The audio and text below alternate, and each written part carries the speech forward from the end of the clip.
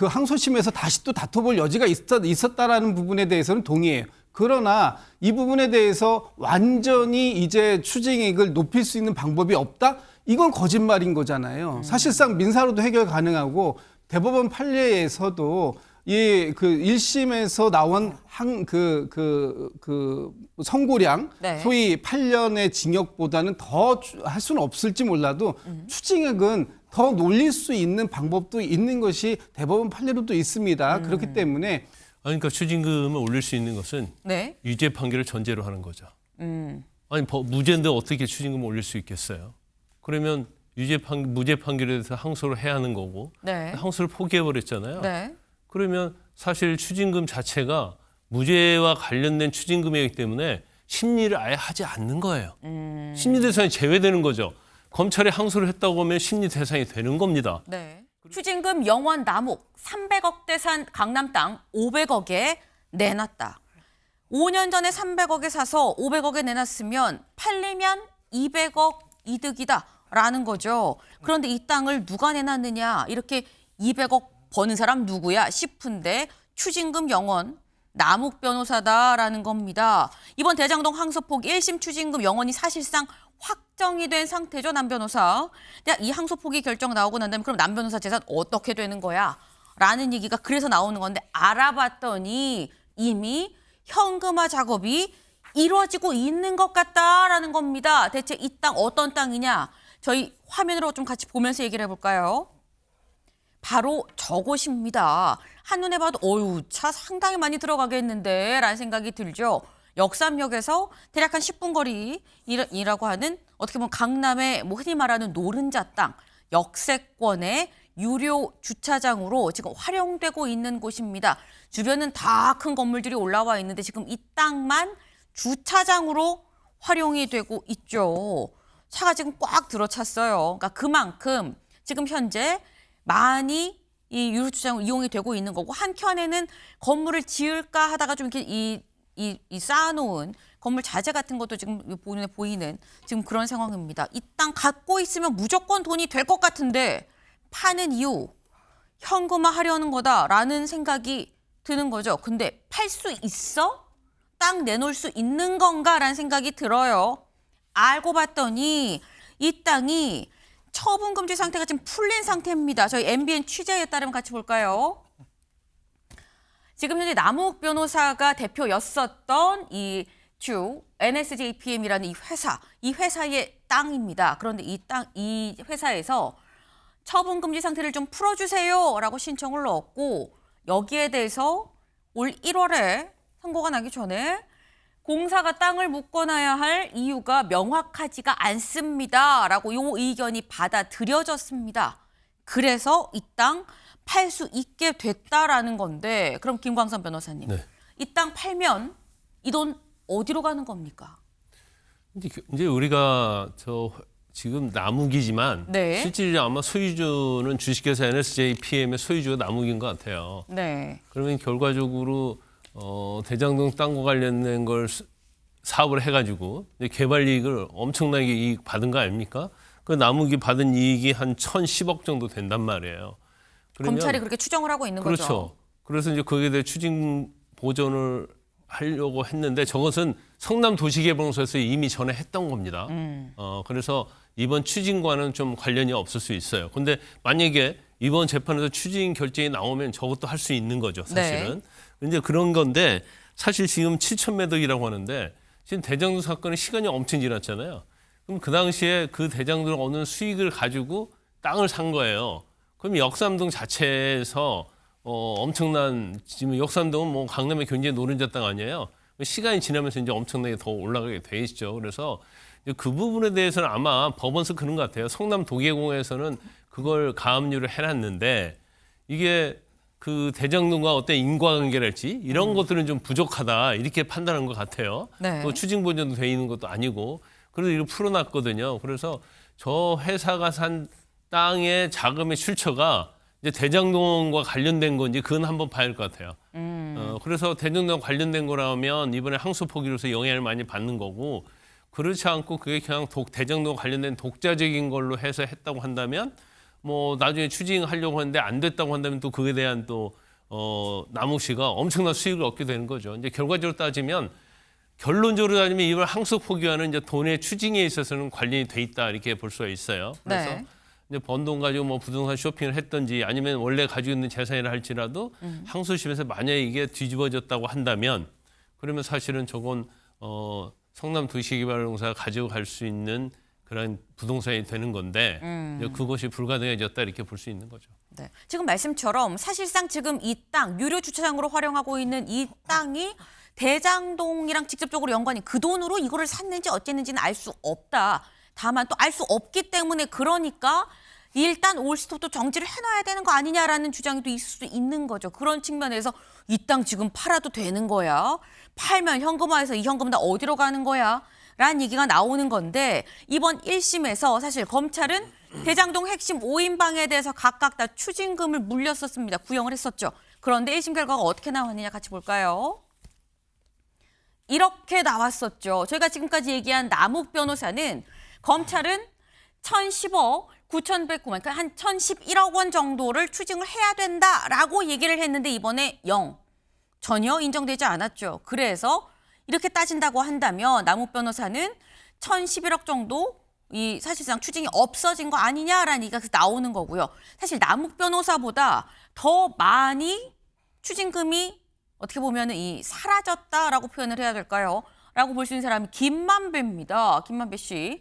검찰은 6,111억 960만 원을 구형을 했어요. 추징을 해야 된다라고 추징을 구형을 했는데 이게 428억 165만 원만 인정이 됐죠. 1심 선고에서. 그러다 보니까 지금 여기서 환수 불가능해진 차액이다라고 표현을 했는데 검찰 구형 추징액에서 실제 선고 추징액을 제외하면 5,680억 원 정도가 지금 추징을 할 수가 없어졌다라고 지금 얘기를 하고 있습니다. 그럼 이 5명에 대한 이 추징을 할 수 없어진 금액이 총 얼마냐를 봤을 때 검찰은 토탈 7,800억이 넘게끔 해야 되는데 1심에서 인정이 된 게 473억이죠. 그러다 보니까 7,300억이 날라갔다.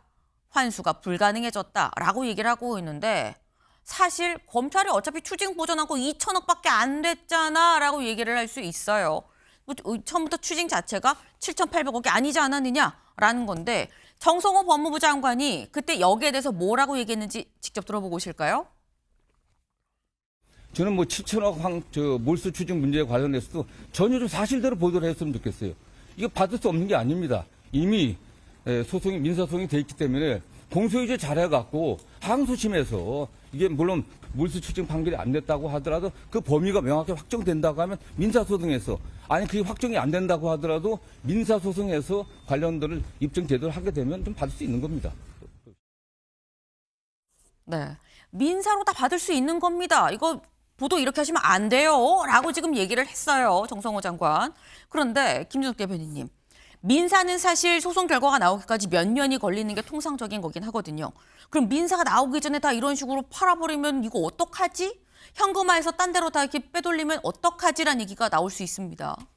그래서 물론 이제 가장 좋았던 것은 뭐 몰수 추징액이 그 법원으로부터 더 많이 확정이 되었으면 더 좋았겠지만 1심 재판부가 판단했을 때 그 몰수 추징액이 검찰이 구형했던 추징액에 한참 못 미친다라고 판단할 수밖에 없었던 근거도 분명히 존재했을 것이라는 것입니다. 그러니까 1심 재판부가 아무런 이유 없이 김만배 씨만 놓고 봐도 6천억 원대의 구형 추징액을 428억 원으로 제한한 것은 아닐 것이다. 분명히 그 근거가 있어요.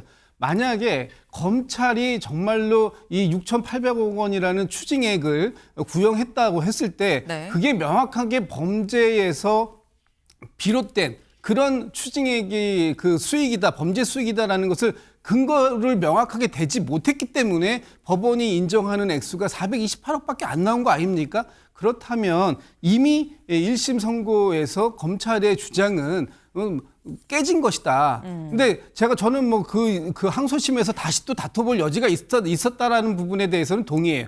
그러나 이 부분에 대해서 완전히 이제 추징액을 높일 수 있는 방법이 없다? 이건 거짓말인 거잖아요. 사실상 민사로도 해결 가능하고 대법원 판례에서도 이 그 1심에서 나온